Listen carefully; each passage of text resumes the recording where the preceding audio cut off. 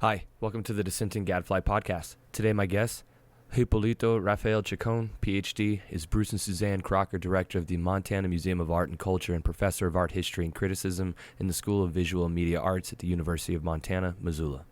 He holds an A.B. in art from Wabash College in 1985 and received the M.A. and Ph.D. degrees in art history with honors from the University of Chicago, 1987 and 1995, respectively. Dr. Chacon has taught a range of courses on art history and criticism over the last 25 years. In 2014, he was named to the top 10 lecturers by the Smithsonian Institute. His academic research lies in American architectural history, historic preservation, and Montana history, especially its visual arts. His newfound passion is for vexillology, the study of flags, having received the top awards for his research at recent national and international conferences. Whitney Smith Award for the top paper presented at the International Federation of Vexillological Associations Congress in 2019, and the Captain William Driver Award at the North American Vexillological Association Conference in 2016. He's a mentor of mine and one of my favorite professors that I've ever had in art history, and today we have a conversation about some of the actions in the current art world, specifically with the Philip Guston exhibition, or the canceling or postponing of that exhibition that was supposed to take place early in the fall of 2020. Okay, I hope you guys enjoy the conversations. If you have any questions or comments, please leave them below. Have a great day. There's no censorship just because of what was going on, like in the surrounding community at the time, and maybe how that affects culture and society, or at least smaller societies, and maybe how it affects art going forward. Yeah. So I think those are all great, they're all great questions, and they're certainly as relevant today as any day. It's like they won't go away, actually, is the message. Those are persistent questions. So yeah, it's time to have that conversation again, cool. yet again. Yeah. So a little bit about, for anybody listening, the thing that kind of sparked my interest in this particular conversation was this survey or retrospective of Philip Guston that was supposed to take place this year that had been planned for the last 5 years, I think. And it was supposed to be shown at four major museums. I think the National Gallery of Art, the Tate Modern, the Museum of Fine Arts in Boston, and the Museum of Fine Arts in Houston. We're supposed to do this huge show on Philip Guston's work. And then recently, a couple months ago, they decided to postpone it. They said until 2024, or one of them wrote another letter saying that it could be sooner than that, but they just felt that right now wasn't the best time for it because they weren't sure whether or not everybody would fully understand the work and things like that. So I thought that was kind of an interesting thing that happened in today's society, where I thought we were a little bit more kind of willing to look at some of these more difficult things and have conversations about them, but I guess that's not necessarily the case entirely. And then for anybody that doesn't know Philip Guston's work, he had a series of work where he did figurative paintings that resembled Ku Klux Klan members, but that wasn't all his work. I think one thing said that this show was going to be in 12 rooms, and only 2 of the rooms would have had that series of paintings in it, and the rest were going to be his other abstract expressionist work and things like that. But he did these paintings of what looked to be Klan members doing mundane tasks or in weird situations and stuff. So I guess we can get started by what your initial thoughts are when you heard about kind of that whole incident that happened when they canceled the show. Yeah, well, first of all, let me say Guston is, in my mind, a towering figure in American art, and he was controversial on so many levels in his own day, and it's not surprising to me that he's controversial now. I think he was kind of in some ways an artist, an individual who really was not well understood by the public at large, and I would say maybe even not even respected at large. But I think within the art community, he was seen as a pioneer and controversial on so many levels, and mostly because, you're right, he was an abstract expressionist, so he worked primarily in abstract, but then he started bringing in kind of explosive symbolism into his art, imagery that I think the art world really wasn't ready to see again, and a lot of it sort of drawn out of popular culture. So whereas the pop artists, had a kind of humor in their art, his seemed dead serious. And when he started doing those images that looked like, the triangular hooded Klan figures, which he, by the way, he never identified as Klansmen. He just chose that particular form, when he started introducing those, I mean, it really incensed a lot of people. And people, I guess, were questioning then, well, what is he actually saying about the Klan or about racism or social tensions or whatever? And, you know, he was actually pretty cagey about that. And so leaving the imagery then subject to interpretation.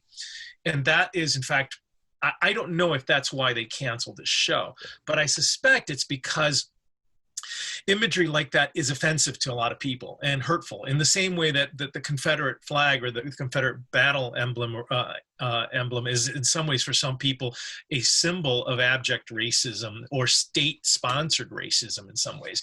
So my point being is that, you know, the artist's intention is one thing, and whether we know what that intention is one thing.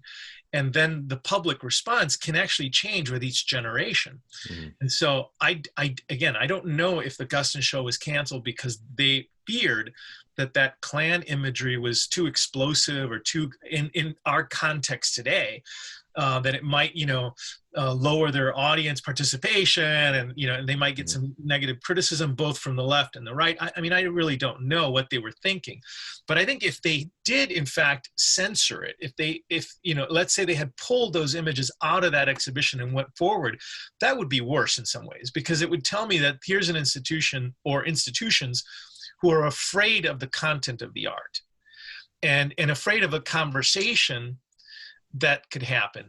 Now, we're in a society right now where we're not sure we can have civil conversations anymore. Yeah. And so it's not an unwarranted, it's not an unfounded fear for institutions to, you know, to say, well, you know, we're not going to take that risk, because, you know, it is dangerous times. And, you know, people have burned and looted museums and destroyed works of art out of a sense of rage or anger or self-righteousness or whatever. So it's not an unfounded scenario. I mean, we're in a political season, a pretty rancorous political season, and America's population, actually globally, it seems like we're polarized in more ways than ever. But I think it's important that we create that kind of civil conversation around art, that we allow, that we have that space, kind of generous space for artists to express themselves and their opinions, and for the public to have a conversation around the merits of that art and those opinions. If we can have that in a kind of civic way, in a civil and civic way, then I think we'll be true to our ideas about the American democracy. If we can't, then we're in trouble. Then I think we're a society in trouble. And can we have those conversations without seeing the work, though? Like, don't we have to have that stuff on display in order to talk about it so people can see it and feel it? It's hard to describe the painting without seeing it, you know? That's right. I agree with you 100%. I think that in fact, that's why I said that if they yank the work from the show because they were afraid of that content, then there is no conversation, because you can't have the conversation without the work. And I honestly feel the same way about the Confederate monuments.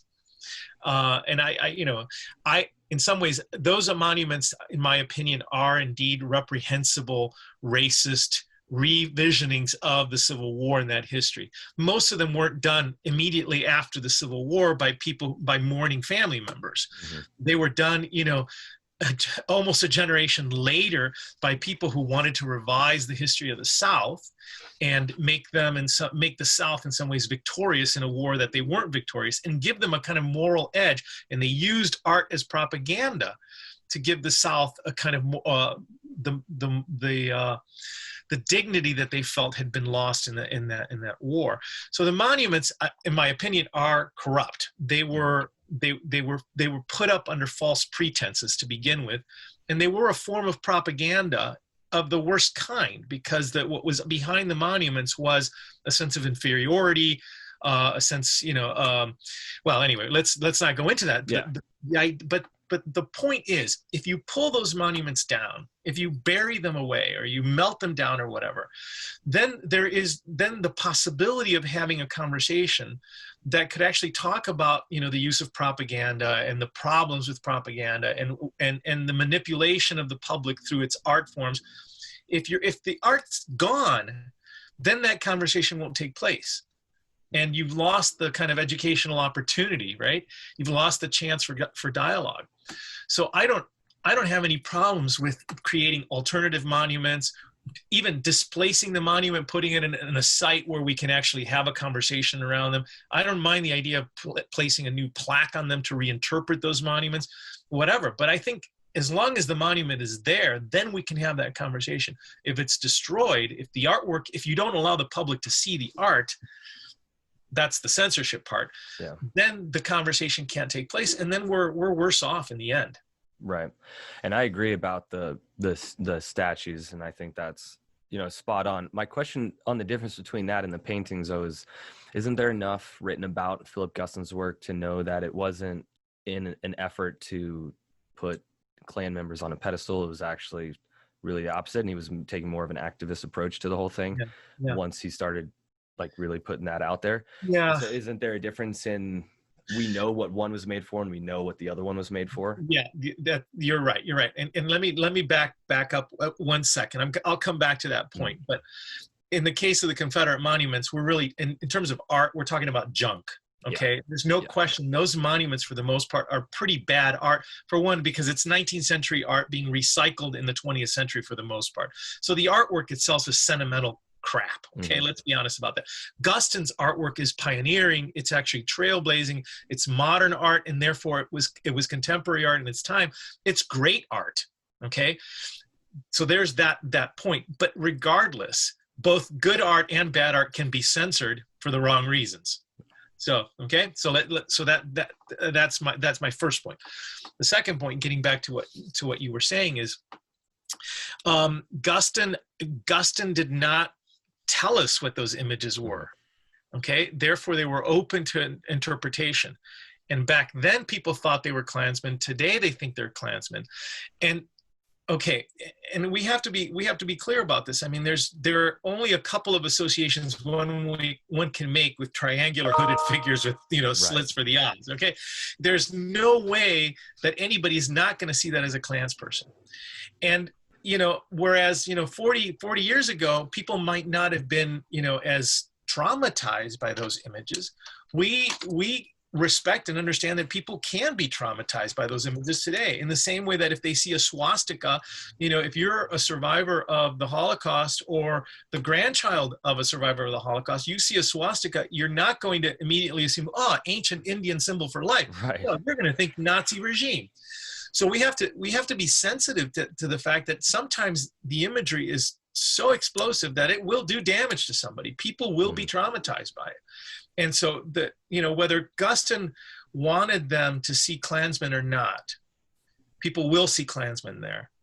And they will be, in fact, and maybe a very small percentage of those people will be, a lot of people will be upset, or infuriated by the imagery as they are when they see any image of a Klansman.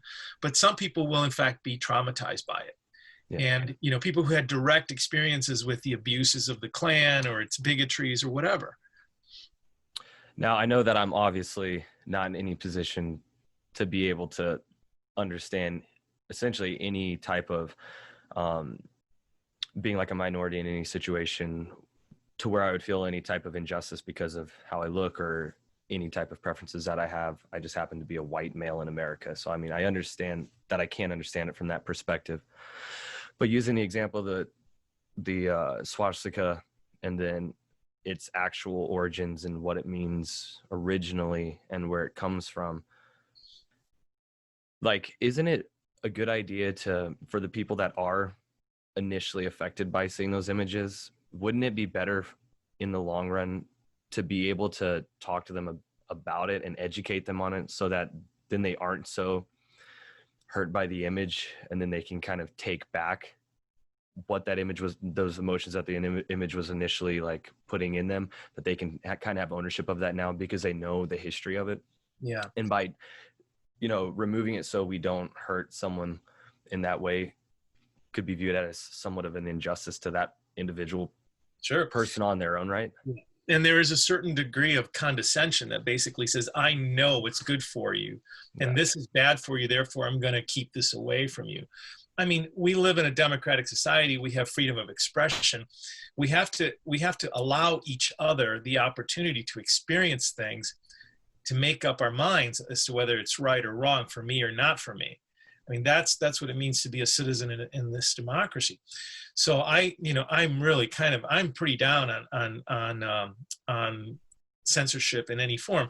I mean, even, the Germans, for example, have laws against Nazi imagery in their, it's written in their constitution. Mm-hmm. You can't exhibit these symbols. I mean, it's against the law to exhibit symbols related to that regime. They have, countless millions of works of art that were created by that regime. A lot of it is propaganda. It's pretty junky stuff, but the citizenry is not allowed to see it. It's not allowed to be displayed. It's not allowed to be put out in the public square. And I understand the motivation for that. I understand why the Germans did that after World War II. I mean, clearly this was a heinous regime. It had to be, the defeat of this regime had to be complete, including the defeat of its symbols. But we live in the United States. We believe in freedom of expression. That's written into our Constitution. That's the first point. So I don't think banning symbols and keeping them out of the public light is, I mean, I don't like half the things I see online. I don't like half the memes that I see, but I can turn them off. I don't have to, I can respond and say, this is really grotesque or whatever. I can have a conversation with somebody. It might not be a pretty conversation, but at least it's a conversation around the content of, what I'm looking at. So I'm not, I can't defend censorship, because to me it assumes that I know better than the other person. And I mean, I may know that inside personally, but I will defend that other person's right to voice their opinion. Yeah. And again, it's like, it doesn't mean we live in an uncivil society where, where people are allowed to put, images out there that say, kill your neighbor, or burn the house down, or burn your neighbor's property, or, I mean, there are limits, we have constitutional, and the legal system has created limits around that. But for anybody, especially the state, to say you can't depict this in your art, and therefore people can't have a conversation around it, that to me is censorship. That's clear censorship. Yeah. And, private entities can censor all they want, but not the state. Okay, the state has to be, you have to rein in the state's capacity to do that, because that could, it could backfire on us, So anyway. Yeah, it is pretty interesting that they somehow thought they knew how everybody would react before anybody got the opportunity to react in the first place. Like, they canceled a show assuming that people were going to be upset about a thing, and never really, even after receiving a bunch of written letters from African-American curators and artists that are like, why did you stop this show? You're not. Yeah. And I get that there's some weird, there's obviously, we're in a time where like we have to start seeing things a little bit differently, but the show is curated by 4 white guys. There was no African Americans anywhere present. It was, it's a little strange that, or not strange, but I guess coincidental, but that even though this was starting to be planned like 4 years ago, they kind of knew that they would put this show that obviously had some emotional paintings in it, that they were going to have this happening like right at the time of another election. It's not like they didn't know that was going to be going on. And it just seems like, I don't know, it was structured a little weird, but how do they escape the idea that these white people decided to put the show on, and then these white people are also deciding that the people they think they're going to offend are going to get offended without ever even talking to anybody? Yeah. I think that, again, these museums, and I don't know how many of them are private institutions versus public institutions, but they do have all of them have a public role, because, what you hang on a museum wall is going to be seen by thousands of people, is going to be discussed by thousands of people. So yeah, so the actions of their curatorial team matter. And I think they need to take their lumps. So, and if those lumps come from, from people who feel like they've been denied an opportunity to see the work, then you know what? Take your lumps and deal with the bad PR. I mean, is the PR that you guys were cowards and couldn't stand by the art worse than, you've displayed something that's offensive to this particular community. Yeah. I mean, both, you know, you have to weigh those things. They opted for one, and therefore they're going to catch a lot of, you know, hell for it. Well, you know what? It's deserved. Yeah.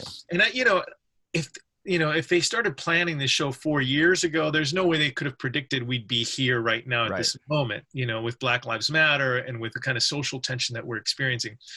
But I do think that, you know, that they have to be, all art institutions have to be very clear about what they're loyal to, right? Are they loyal to freedom of expression? Are they loyal to artists, you know, the artist capacity to create and to communicate with us? Are they loyal to a civil society? Are they loyal to an educated society? So they have to figure out where their loyalties are, and they have to make their decisions based on that. And I suspect if their loyalty is to their institutional pocketbook, right, or their institutional reputation, then I think you've got a problem there. You know, you have to get your priorities straight here. What is it that you're actually doing for the general public if you are a public institution? Yeah. So, yeah, I mean, I don't want to talk specifically about those institutions and those curators, but I think all curators, you know, all people who work in these institutions have to be mindful of who they are, but also who they're serving, and, you know, and how they're serving them. Yeah. Right. So, I mean, you know, as a museum director, you know, it's a constant preoccupation for me. You know, who are our constituents? What are we presenting to them? What opportunities are we giving them to experience art? Yeah. From the artist perspective, or there was a letter from a female artist. I can't remember her name, but she had written that some people don't have the right to paint, like Philip Guston, if he was painting about racism, doesn't have a right to speak on racism because he wouldn't know. And I think that with something like this happening, it almost feels like it's just a step towards saying what a person can and can't. Like, I know that I don't have any view on, or I can't understand racism in the way that an African-American person can understand racism, but it's still going on around me, and I still have a perspective on it, and I can still bring something to the conversation. And I feel like by telling people that you can't do this because you're not, you know, you're appropriating imagery and ideas that can only be used by a certain group of people, isn't that heading down a path towards like making it, like, where are we going to draw the line on what a person can, like, what part of a person they can put out there and what ideas that we can put out there? I frankly, I think it's a bogus argument. I think, for example, and I mean, you know, I grew up with the civil rights movement, and I know that racism is not a Black problem. Racism is a social problem that the entire society, and now the entire world, is beginning to understand. It's who says that racism only impacts victims of racism? Right. Racism impacts everybody. It impacts all of us. And who says that only victims are the ones who have any voice in this? I think that's ridiculous. Philip Guston, to come back to your original example, was Jewish. Okay, he changed his name because of shame and fear, and whatever social inhibitions there were. I mean, Jews were prevented from joining country clubs. Jews were kept out of all kinds of institutions, and victimized clearly in that post-world, and during World War II and in the post-World War II period. So tell me that Guston has no place, that he has no opinion about what it means to be a minority, or what it means to be abused by, or not to be taken seriously by society, or to be dispossessed or disenfranchised. I mean, he was a human being. He had empathy, just like, like any other human being.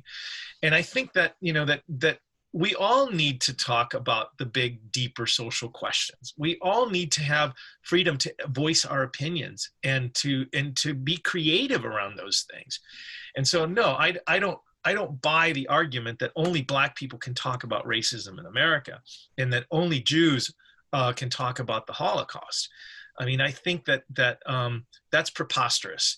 And it denies all of us our shared humanity if we do that, if we draw the lines that you're talking about. I mean, you may not be you may not be a member of a racial minority, right? I mean, you, like you said, you're a white guy, Yeah. but you've been in the military. That makes you a minority. You have had, you grew up in a particular religious community. That may make you a minority in one sense. I mean, all of us at some point or another understand exclusion. Yeah. All of us understand what it means not to be known, right? Yeah. And not to be respected. Therefore, we can empathize with our neighbors, and we can empathize with any artist who voices that who makes art out of that place. So I think we have to be really careful not to draw these boundaries that in fact diminish all of our freedoms and all of our capacities to be creative.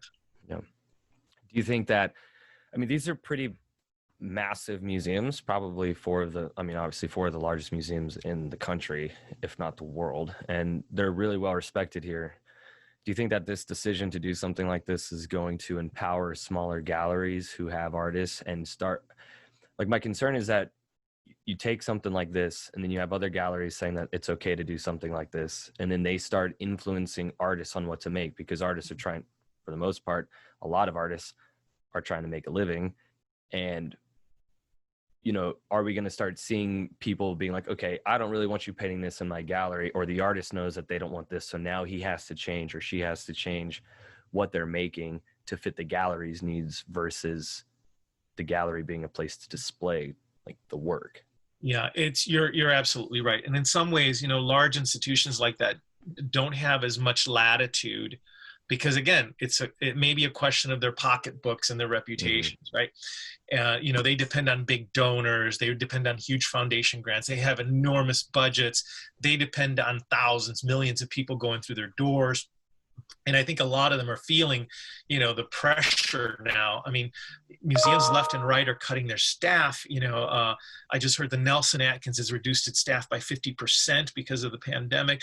So the pressure is on these institutions. And I know a lot of them are making decisions to survive. Okay, Yeah. that's just a reality.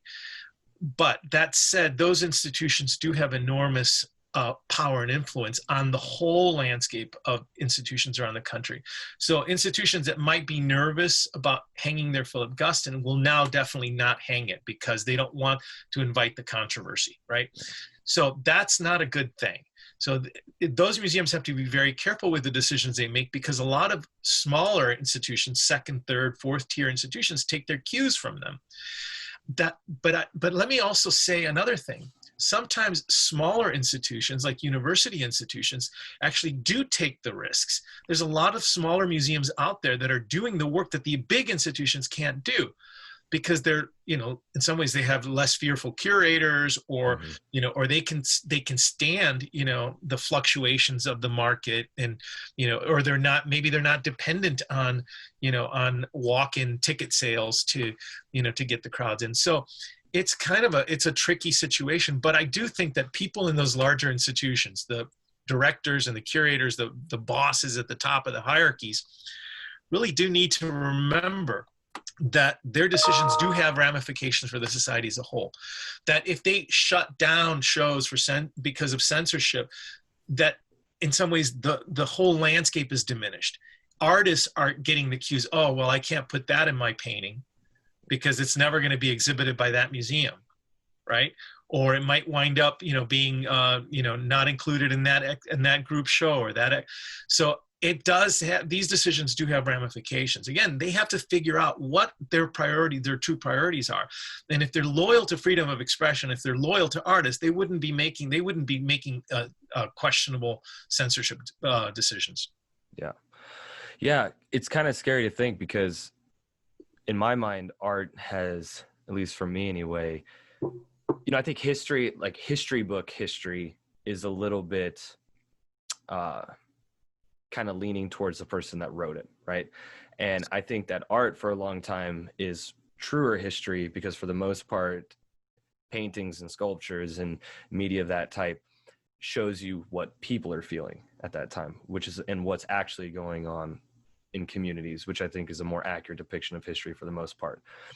But then we look at like what could happen 500 years from now. We're dead and gone, and are we going to miss out on a big chunk of what was really going on in our country if artists are afraid to talk about it now, because we're in a position, in a weird spot where, you know, not only is it there's this cultural tension, but there's a medical emergency going on and people are not being able to make money. So now artists are working really, really hard to try to make ends meet for those artists that, you know, the majority of artists that don't make millions and millions of dollars, that needed to make every sale they can or do whatever they can. And we start losing people painting the feelings of and emotions of what's happening because they're too scared to. And then 100, 200, 500 years from now, we look back, are we going to lose out on a lot of that? Are we just going to forget this happened, or how do we avoid that from happening? Yeah. Well, Jesse, it's, you know, there is a myth here, and that is that there was a time when artists were completely free to express themselves and society was there to support them, you know, either by buying their works or by exhibiting their works or preserving their works for eternity. But that's a myth. Okay.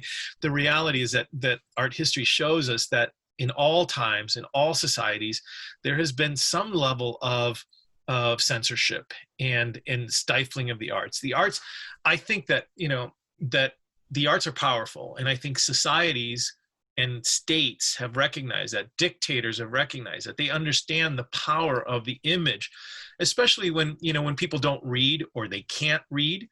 You know, so there has always been, you know, whether it was the church or the crown or whomever, there has always been some level of control of the arts and attempting to control the voice of the artist, right? To channel their ideas into the proper message that suits my power and my, you know, and right. So that's always been true.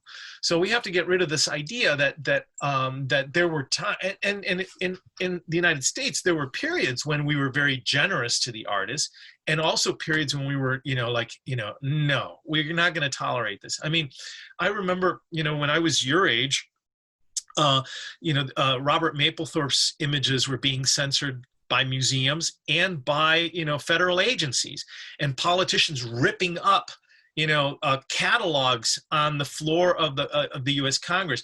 I mean, an institution that is supposed to defend freedom of expression was in fact doing acts, performances, if you will, for political purposes, right, to get votes from, you know, extremely conservative people, but in order, literally trampling the very right that, you know, the very rights that we were there to defend, right? So that to me was a chilling moment to see that happening in America, because it said basically, we do not trust taxpayers, we do not trust the public to see art, to make up their mind, to ask questions. What we want is, in fact, pretty art, safe art, conventional art, stuff that, you know, that you can hang over your toilet and not worry about, right? Yeah. So to me, that was in some ways, that was a low moment in American history. And I pity, you know, those politicians who actually had the gall to do this. So basically, you know, say, you know, it's, I know what's best for everybody. And certainly I know that, you know, what's best for the artist. Yeah. And of course that denies the artist's professionalism. It denies the privilege of being an artist, the responsibility of being an artist. Yeah. So, and artists have to be careful too, because, you know, artists have often played both sides of that. You know, on the one hand, they know they have huge powers because of their creative, you know, what they do. But that doesn't take away their responsibility to be members of society, you know, to be contributing members of society. So it doesn't, again, it's like you don't shout fire in a crowded theater, because that's an irresponsible act. And oftentimes artists, you know, do want to shout, you know, through their artwork, you know, messages that aren't good for society. Artists have a responsibility, as anybody does in the society, but they also have a responsibility to explain what they're doing. And if we don't give them the opportunity to do that, then we have even bigger problems. And by the way, I think that what those politicians found out in the 80s is that you really can't stifle. You can unfund, you can defund, creativity or creative peoples. Mm-hmm. But you can't stifle people from voicing their opinions, and you can't stifle artists from, art will go underground and then it'll reemerge somewhere else. Yeah. I mean, we learned that from the whole experience of the Soviet Union and, state censorship there. I mean, there were thousands of artists making stuff in basements and hidden away and smuggling them out to the West. And, and when that state fell, all that stuff just boomed and flowered. Yeah. So it's, you can't, my mom, when I was a kid, my mom used to say, el sol no se tapa con un dedo. And that's Spanish for you can't blot out the sun with your thumb. So. It's true. So do you think it's in American, for like our situation right now moving forward, is it the responsibility or more the responsibility of galleries, consumers, non-artist people like viewing the work, or the artists to try to fight to not let this go any further? Like what my thing is, like, what's the next thing to happen? It's not, I've worked in the government in 10 years. I know how this stuff happens. 9/11 happens, and then you bring in one of the most strictest and grotesque national security measures, which infringes on people's privacy, period. And at least in my time alive, I seem to live in a culture where one thing happens, it is basically an allowance for the next more strict or worse thing to happen, which is then an allowance for it to go one step further. And I know that this is a big deal right now, but there's a lot of artists and a lot of important art that offends a lot of people. And in order to prevent more and more things from, like, more of these difficult images and conversations from happening, like, who's responsible for trying to push that forward? Like, do artists need to say, don't worry about the galleries, we're just going to keep putting it out, let's just stand together and do this? Do regular people need to be like, no, we need to see these images, we need to talk about things like this, we need to learn and grow? Or is it going to come down to galleries that need to say, we have a right to, or we have a responsibility to try to keep this expression alive, and the importance of these conversations? I would say,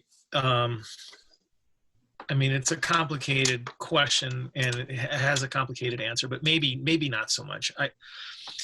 We live in a democracy. No. So technically we're all responsible for our destiny, right? So that means that the individual has to, in fact, stand up for the rights that are given to us by the Constitution, the rights that we have, right? So it starts with the individual. The responsibility does lie with the artist. The artist has to stand up for their rights to freedom of expression. Mm-hmm. But the responsibility also extends into institutions. So everybody in the art world, everybody in that landscape is also responsible. So galleries, yes, they have a responsibility to stand up for the rights of the artist, for the rights to hang work that may be controversial, may be difficult, may be unpalatable, maybe will not sell. Yeah, galleries should do that. A lot of galleries don't, because they stay safe. They stay within boundaries that they know will, in fact, keep the ticket sales happening, right? Or keep the profits rolling. And they feel that that's the way, by being good capitalists, that's the way that they're supporting the artists. They're selling the artist's art, and they're also making a profit in the process. But I do think that if they don't stand up for the artist, then they're not going to have the support of the artist, and they may not be able to, then in some ways they're not being full participants in this democracy. Mm-hmm. That responsibility goes beyond the private institutions to the public institutions. And I think there it's very, very important. I mean, people in government take an oath to the Constitution, right? They take an oath to preserve and defend those rights for all these individuals. And if they're not doing their job, then they should not be in power. They should not, in fact, we've entrusted them with power. All we want them to do is to safeguard our rights. Yeah. And to promote the benefit of the society as a whole. So for sure, it's government's responsibility as well in all branches, and I'm talking every single branch, to make sure that they're defending the rights of the individual.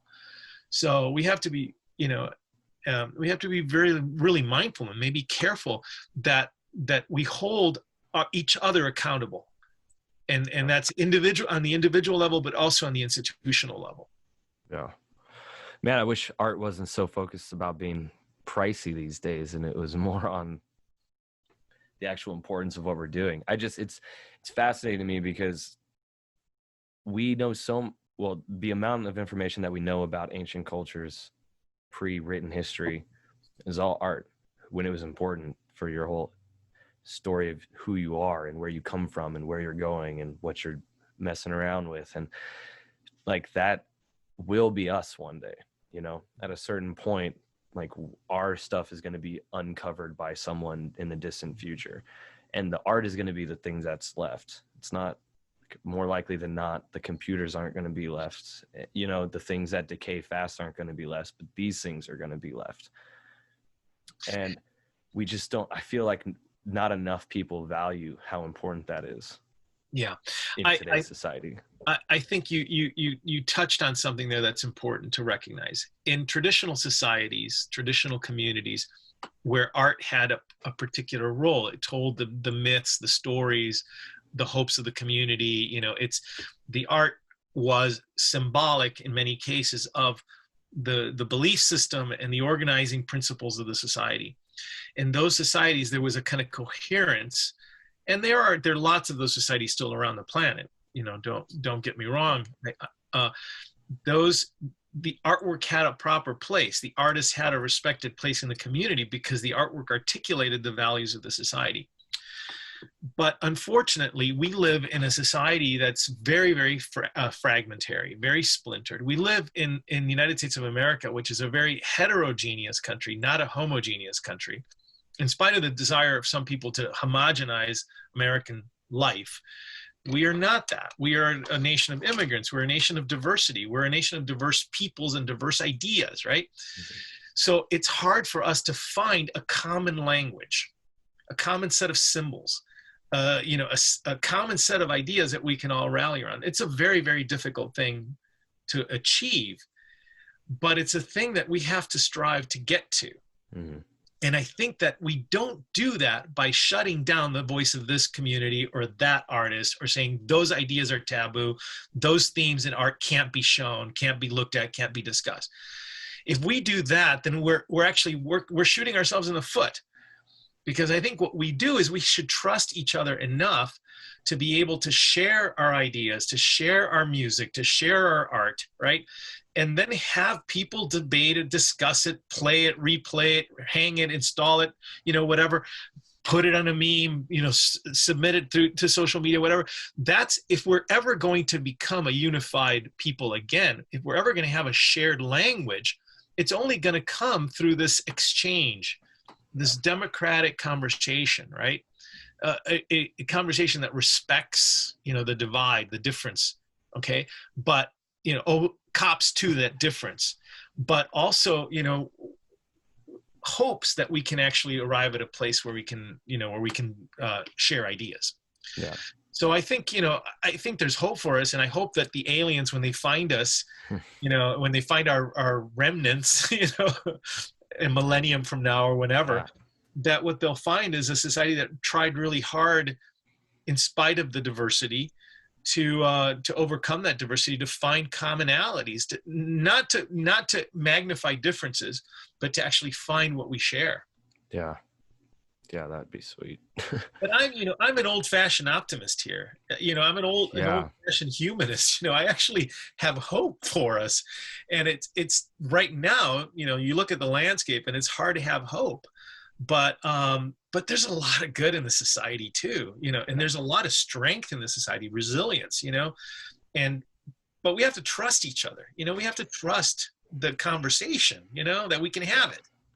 Yeah, we are definitely making really good progress. I think probably what's just happening is we're looking at a problem that's massive, at least the one that we're dealing with now. We're looking at this massive problem in society. And since we don't know the actual way to fix that problem, we're looking at everything that could have to do with it. And we're just like, let's not do any of that right now, versus trying to identify the actual problem and start separating things. versus lumping everything together and just getting rid of all of it and saying, Jesse, what do you think is that massive problem? I mean, I don't know if you're talking about the protests or the pandemic, or what do you think is that big problem?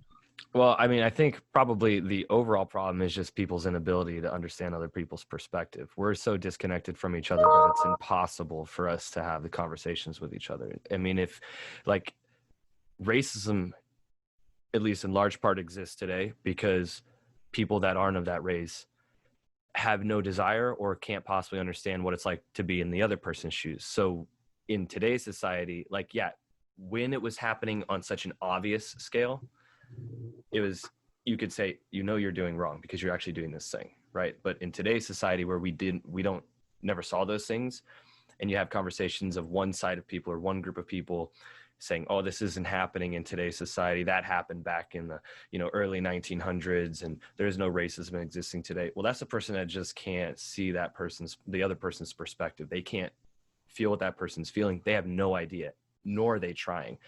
That can apply to practically every divisive thing in this country, whether it's your religious preference, your sexual preference, like literally anything. It's people's inability to connect with another person. Yeah.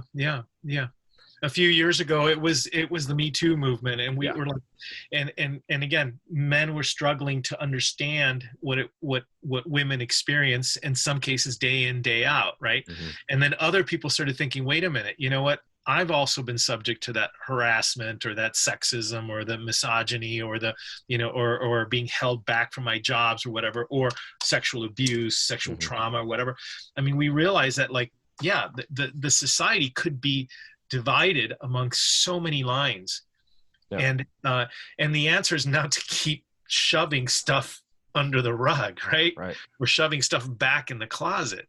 I mean, maybe there is, in fact, a good thing happening here. And again, I'm trying to be optimistic in dark times, but maybe there's a possibility that because of the kind of openness, and of course, openness comes with dangerous levels of, you know, of disclosure and maybe even violence, you know, mm-hmm. Maybe ultimately though, you know, on the other side of this, a generation of people will in fact be changed, you know, will in fact think differently about, you know, sexual trauma or sexual harassment or racist, you know, attacks or police brutality or whatever. I think that, you know, that you really can't, you know, you have to break a bond to release energy, right? Laws of thermodynamics. So you can't keep things, you know, under taps, you know, you can't keep things under wraps actually, before too long, before the truth will out, before, you know, people will just say, you know, I've had it.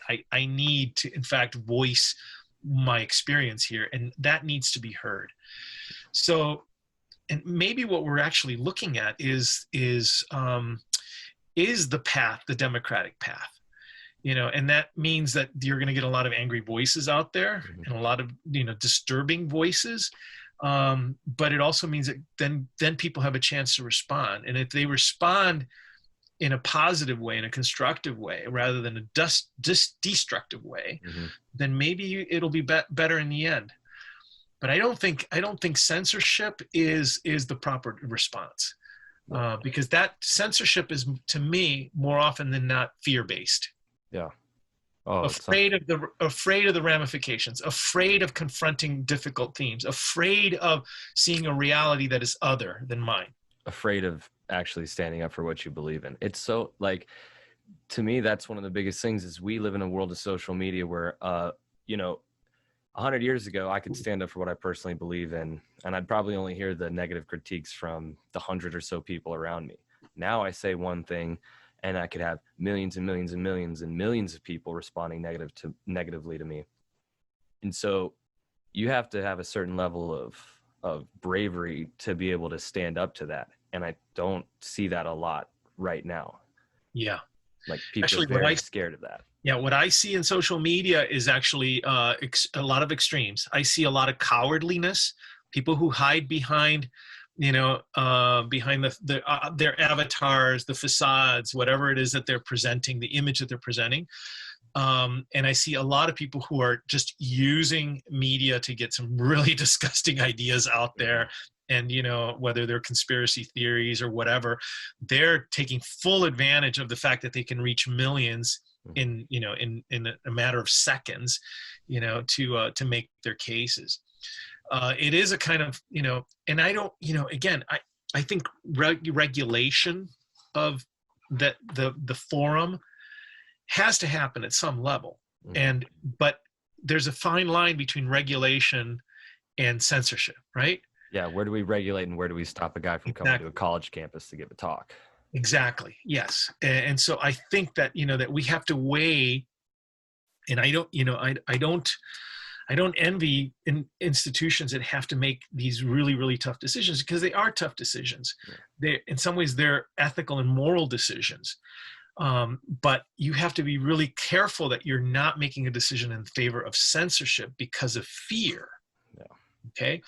And that you're making a decision in favor of freedom of expression with no fear, or with some kind of qualifications on how that can take place. Because it's not, it's not the Wild West. I mean, it's and maybe social media makes it feel like it's the Wild West, like everything goes.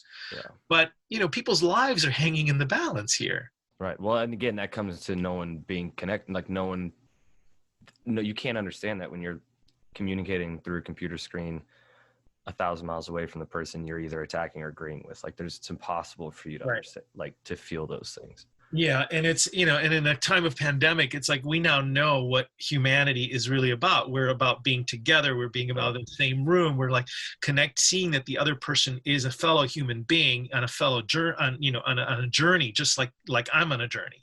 Right. And that shared sense of humanity, I think, has been in some ways diminished. Actually, I just got a bunch of birthday greetings on Facebook, and I was just thinking about, how do I respond to all these people whom I love, and people who I wish I could just have them in the room to hug them back, and to say thank you, right, face to face, rather than through this kind of mediated existence. So I mean, I think we have to keep working on how to be humane to each other, and how to connect to each other as human beings, how to respect each other's individuality, our individual journeys here, rather than just assuming that we're connecting when we're not. Yeah. And then the ways that we put blocks to the human communication, right, to the sharing of ideas, to the respectful support of each other, we have to be really mindful of how we do that, because we do it all the time. We're shutting down people's voices left and right because we disagree with them.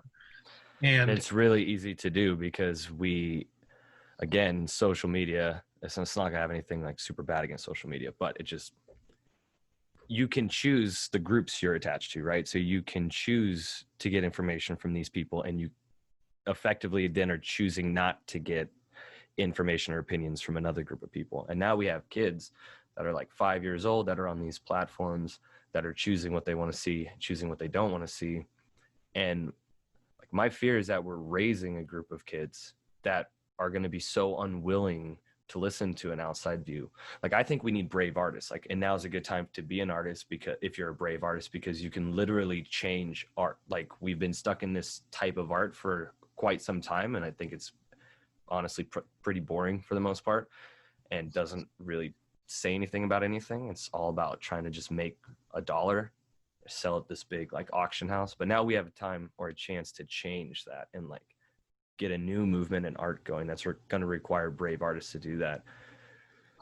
My concern is that we're going to get to the college level where we're training artists on how to be artists, and we have a group of people that are not prepared to talk about things that they just don't want to talk about. They're so used to choosing the conversations they want to have. And then we have institutions that might now be fearful to help facilitate brave artists. Do you see that?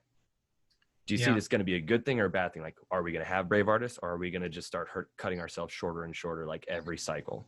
Well, okay, not to be too stupid here, but I think that we've always been there in terms of like, I've been teaching for 27 years now, 28 years. And every fall I meet a student who comes in with certainty, knows exactly, the truth. And I watched that student over the course of 4 years evolve, and all of a sudden, maybe they're not so sure on that idea, and they're a little bit wobbly on that idea. And then, hey, there's a whole world of ideas that they're embracing now. And so I have lots of faith in education. I mean, I don't know what's going to happen to all of our institutions on the other side of this. I mean, liberal arts colleges are closing all around the country. That means that there's a little bit less freedom of expression, free thinking. There's a little bit less of tough thinking. And so I hope that our institutions can survive this. But Jesse, we're already there. There's already a generation of kids that have grown up in an algorithmic bubble, because they've grown up with, they're now entering college. They've had their entire lives have been colored by the platforms they use, the social media that they've interacted with, the worlds that have been constructed. And we know how those algorithms work.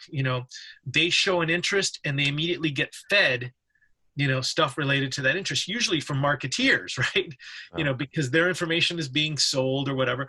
So it's already happened. I mean, we already have a generation of people who have grown up within a kind of particular bubble. And I'm not just talking a kind of political bubble. I'm talking about, their values have been shaped by the media that they interact with. So the packaging has actually made them who they are. But that doesn't mean that those people can't be, in fact, shaken out of those bubbles, or that other realities can't be presented to them. And I hope that universities, and art schools in particular, can encourage people to step out of their bubbles. And it is an act of bravery. I mean, it's an act of bravery for both the teachers, but also for the students, because nobody leaves their thought bubbles easily, or their safe communities comfortably. Nobody does. I mean, it's anxiety producing for us to leave our comfort zones. And so whether you're a college student doing that, or whether you're a person walking into an art gallery confronting images that you've never seen before or don't want to see, or things that trigger, bad experiences or memories, humans are resilient. We can evolve, we can change, we can be moved. But we have to, in some ways, allow ourselves to be moved. Yeah. And it's hard to be moved too. It is. It's hard to be challenged. It takes like a massive stress. I mean, all evolution happens because there is some kind of stressor put on the system. Like, right. That's just what it is. Like, you have to have that. Mm-hmm. Well, do you have any, I think this was awesome conversation. Do you have anything else you'd like to add about this? Gosh, it's, I feel like you and I could spend another 10 hours talking about this. I miss our conversations. I know. We can do this way more whenever you want. No, I mean, I like actually your last comment about can we be brave, and will we have another generation of brave individuals here? And I'm optimistic. I think that yes, but I think we have to encourage that. I think we have to encourage people to voice who they are, to voice their opinions, to voice what they care about. And I think we do that at every opportunity we have, and you try to nurture that in the human beings around us, and that starts with the person you meet in the morning, to the person that you meet at night. Because I think, if you just put it in selfish terms, right, you're better, you're happier when you're giving to others. Okay, the rewards that come back to you are much richer. So, I mean, not that you do it out of selfishness, but I think, encouraging the people around us is really key right now. Yeah, I agree. And I hope people keep making good things. And I'm a fan of difficult conversations. So hopefully people are willing to keep having difficult conversations, because otherwise I think we're just going to get stuck. And that's fairly boring and extremely unfair to a lot of people in all sorts of ways. Well, thank you very much. I appreciate you taking some time to talk with me. Thank you. Yeah, this was rad. I have lots of art stuff to talk about, so we have to schedule another one of these. Sounds great. Sounds great. Thanks for the platform. Yeah, it's nice. Yeah. Nice to see you again, and nice to have this conversation. Yeah, you too. Thanks. Right. Take good care. Yeah, you too.